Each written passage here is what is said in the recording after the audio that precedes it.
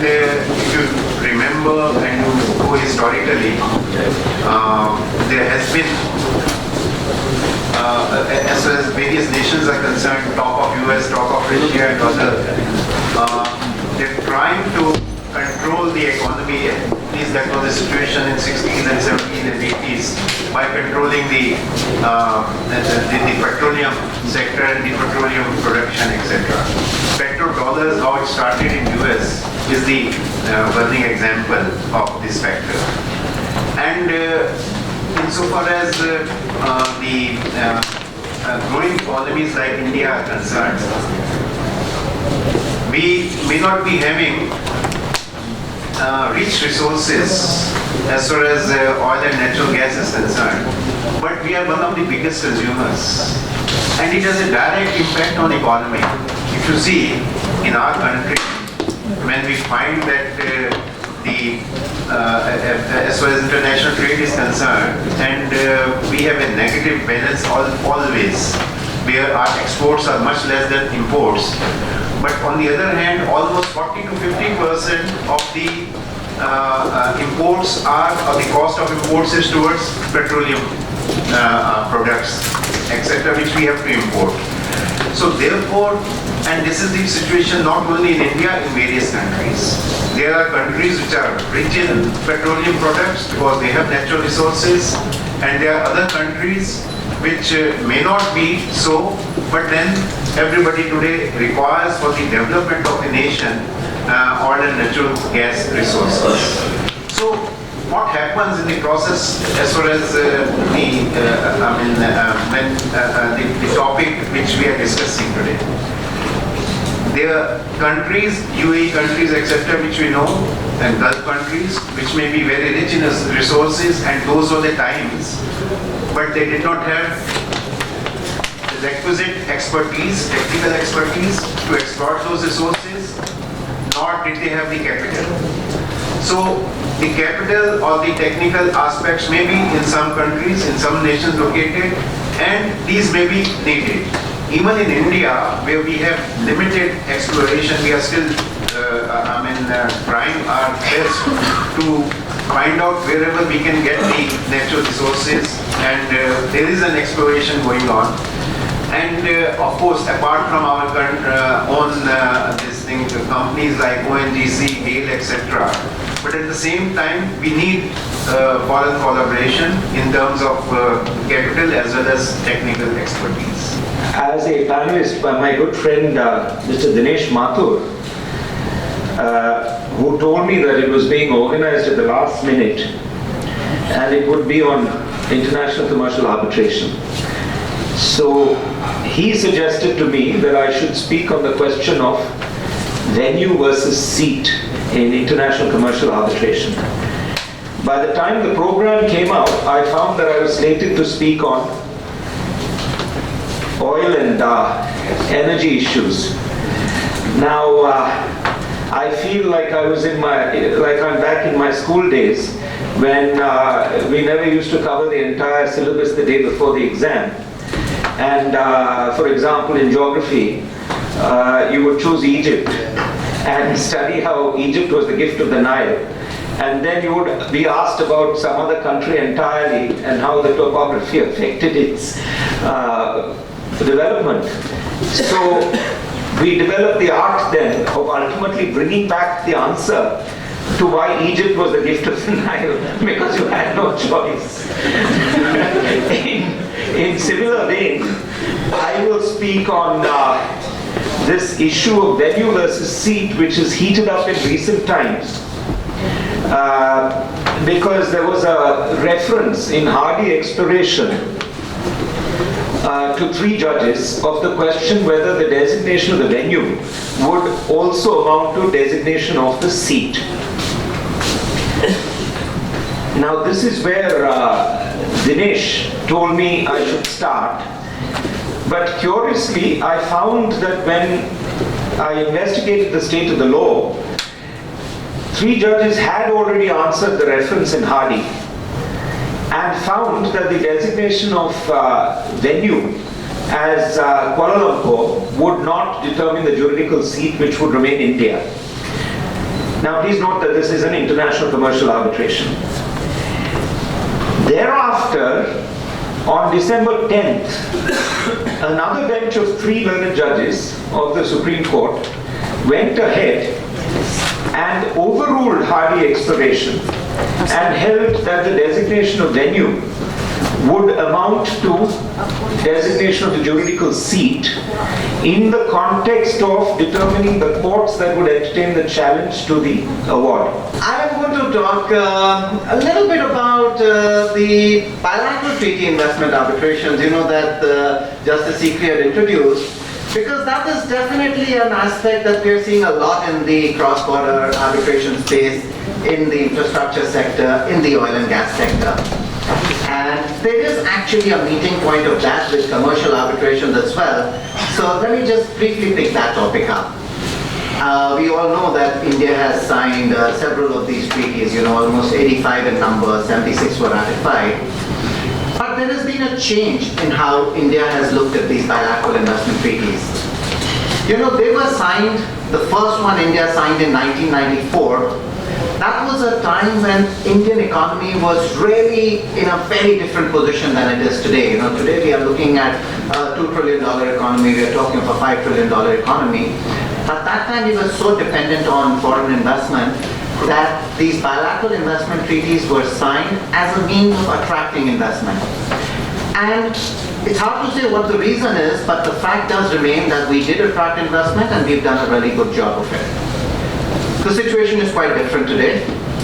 India today is a capital exporting country. The requirements of the bilateral investment treaties are completely different for India, and India has evolved its stance on the BITs. India has actually terminated 69 of the treaties, and there are only about, I think, 11 or 12 of them in force.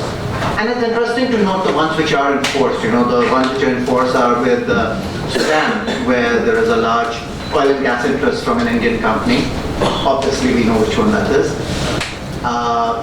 Libya, there is a BIT arbitration going on by Simplex Infrastructure against the state of Libya. So the requirements have changed, and as a result, the way we look at it has to change. But also noting one point that the treaties that have been terminated, they have a pretty long sunset. The India-UK has a 15-year sunset, Mauritius has the 10-year sunset. So these treaties will continue to be applicable for a pretty long time. So there are things which have to be looked at both ways, of course with India as a defendant, but increasingly Indian companies who are the investors overseas who are exporting capital from India to look at the BIT, the protection under the BIT, the resolution available under the BIT to protect their investments overseas.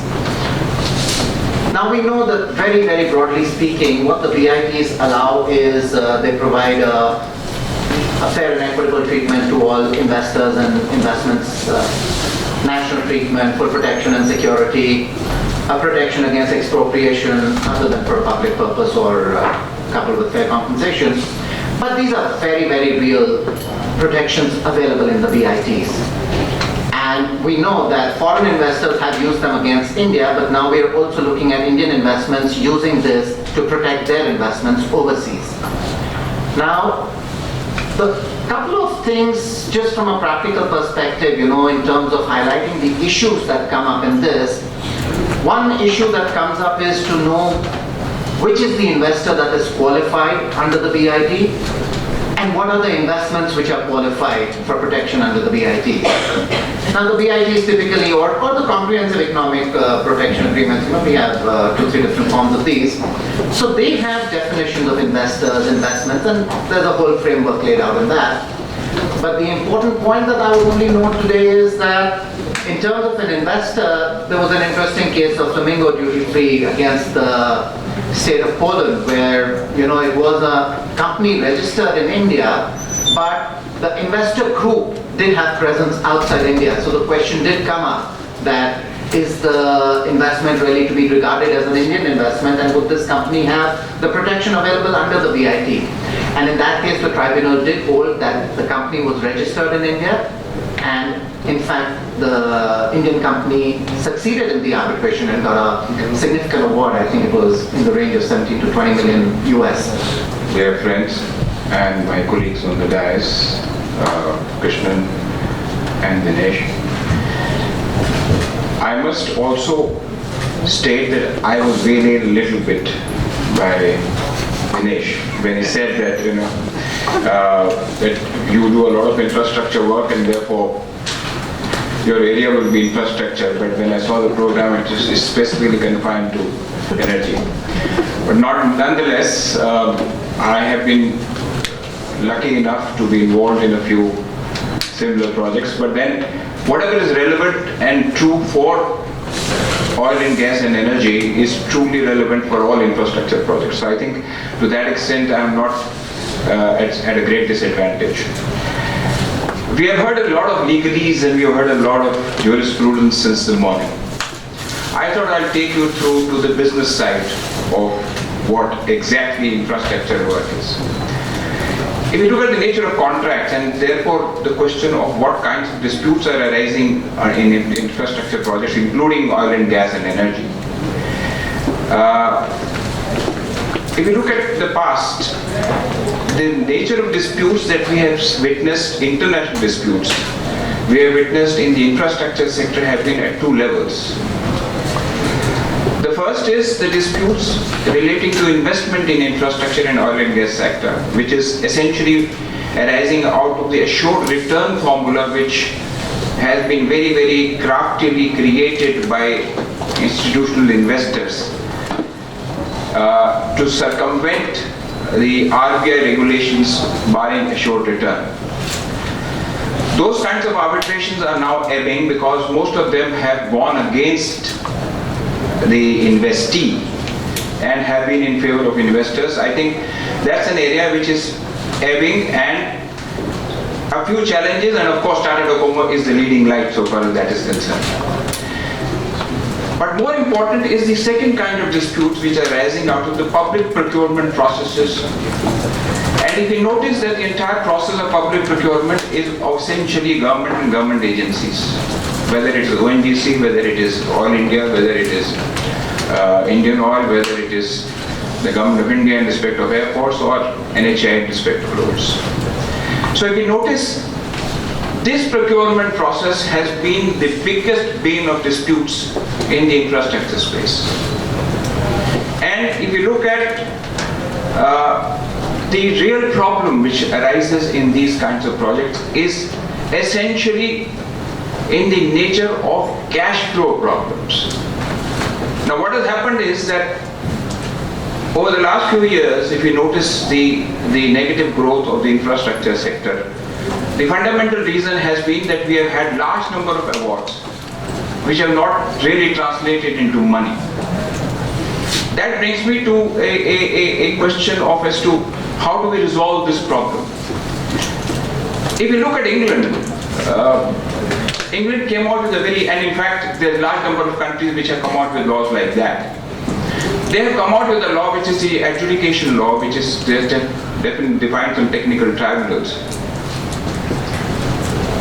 And you'll be surprised in this process, within a period of 1 year, £1 billion disputes between London Underground and the contractors have been resolved.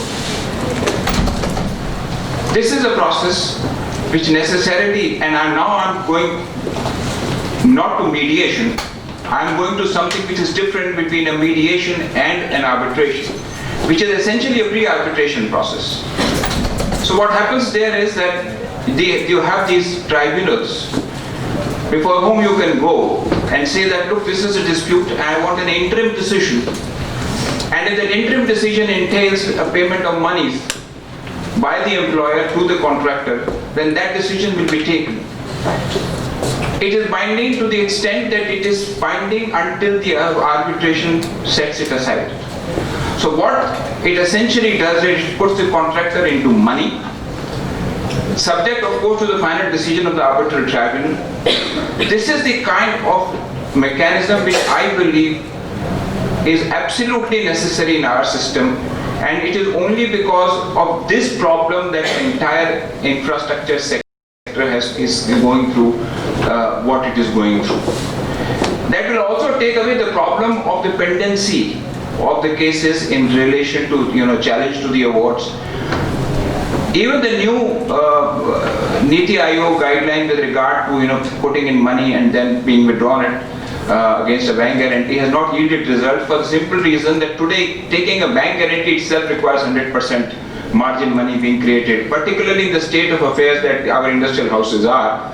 I think it is just a meaningless exercise. So what this will do is this will put you into money. This is save the industry and the business houses from a situation of getting into IBC. And likewise, it will also have an element of finality until a point in time. And of course, if there's a final adjudication, there's a very interesting aspect there. If you choose to challenge, the cost of those proceedings are also the cost in arbitration. So if the public authority chooses not to accept that, and notwithstanding that it is binding, raises an issue regarding that, and the cost of that will be loaded on to the final arbitration proceedings. So that's a very big deterrent. The other aspect which I would like to touch upon is the peculiar nature of the business that oil and gas brings in. The kind of, so a very important aspect of this business is prospecting. And prospecting is an extremely expensive proposition. So this is a very, very capital intensive business, and therefore these are the disputes which are so critical to be resolved in a timely manner. The other aspect is take and pay contracts. Now we are very fully familiar with what has happened in the electricity sector. Notwithstanding the escrow account mechanisms, the electricity boards have not been able to pay to the generators money, and there is a huge problem even sitting now. The thousands of crores are still to be paid. The take and pay contracts are again another problem, wherein the obligation has been taken, whether notwithstanding whether you take it or you don't take it, you have to pay for an X percentage or X amount of money. That's the other problem which peculiarly industry faces. The third aspect which I would like to touch upon is the form of the EPC contracts. If you look at the form of EPC contracts, I'll share with you an illustration. The entire London Olympics delivery was premised on a contract form which is the new engineering contract, the NEC contract. This is a very collaborative kind of a contracting. As against that, today in India, we don't have a contracting regime at all, which will ultimately avoid disputes. We do follow FIDIC in some form. When I was young, I think I just started practice, we used to have the CPWD and PPWD contracts which had standard formulas which would determine the rights of the parties in the event of a dispute. But we today don't have FIDIC, you don't have PWD, you don't have CPWD, you pick up FIDIC, do violence to it because it's a balanced contract, and it also has a provision of a dispute resolution board. FIDIC's biggest strength has been the DRBs which have been provided in FIDIC. Unfortunately, the DRBs are provided in our contract, but they are not honored. So there need to be some stipulation in those contracts, particularly with regard to the consequence of the concessioning authority or the public authority not honoring the decisions of the DRB. Thirdly, of course, maybe rather fourthly, the need for experts as arbitrators. And Justice Sikri did raise that issue, you need to have experts who really understand the business. And I'll share with you a very interesting illustration. I think barely 10 years into practice, I had this very interesting contract of an onshore drilling contract in Gujarat against ONGC. And the whole claim was that we had drilled up to a particular depth. After that, there was some collapse of the strata, so so drilling was closed about up to half a level. And everybody said that the contractor is at fault, he's not been paid by ONGC. So the client, I was very young, so the client went to about 5-6 lawyers. They said, you have no case. I told them that, look, on the face of it, it looks that you don't have a case. spent about 3 days understanding the technicalities of the whole process of how the drilling happens, how the strata collapsed. And I won that case on a very small point. When you drill a hole, you lower a casing up to a certain depth, which is a metal casing, to hold this mud from caving in. In an adjoining hole, which was just 300 meters away, where the geological studies were the same, the strata studies were the same, there it was provided that you lower the casing to 700 meters, whereas in this case it was provided as 400 meters. And I won that case only on this aspect that your geological studies required that in your specifications you must have provided for a lowering of the casing up to 700 meters. This is the typicalities of the business which are so important. Unfortunately, we don't have a bank of real good experts in the industry. That is the next aspect. I think if we really want to have a good and formidable arbitration regime, training of arbitrators, and I include with a tongue-in-cheek comment, including retired judges.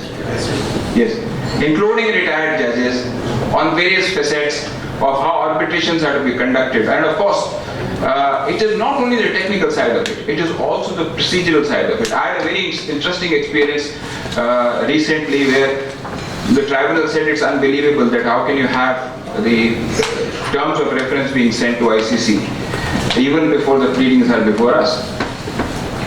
So this is the kind of, evangelization, if I may choose to call it, of the whole community of arbitrators, community of lawyers, community of engineers, community, and of course, training, specified trainings, and then giving the rights to train different arbitrators in specialized field. It's a very simple solution. We can have, for example, somebody like RICS, Royal Chartered Surveyors, training the arbitrators in construction space, NASCOM training in IT and ITES space, FICI or somebody can train arbitrators on the commercial side. And the other aspect, of course, now having finished the business side of it, only one comment I'll make on the amendments. Of course, Schedule 8 has been talked about. It is most unfortunate that we have overlooked our age-old traditions. And we all know in our families we used to have disputes, and it always used to be that so-and-so uncle will be the person who will arbitrate those disputes. He did not necessarily have the qualification under Schedule 8. So this is something which is clearly militates against party autonomy, and that is the other thing. And of course, apart from the fact that we are just shutting out experts, international arbitrators, now we don't know whether those arbitrators will fit into the scheme, they fit into the qualifications. So this is another aspect which I thought I would raise, and with that I think I would have finished in time. Thank you.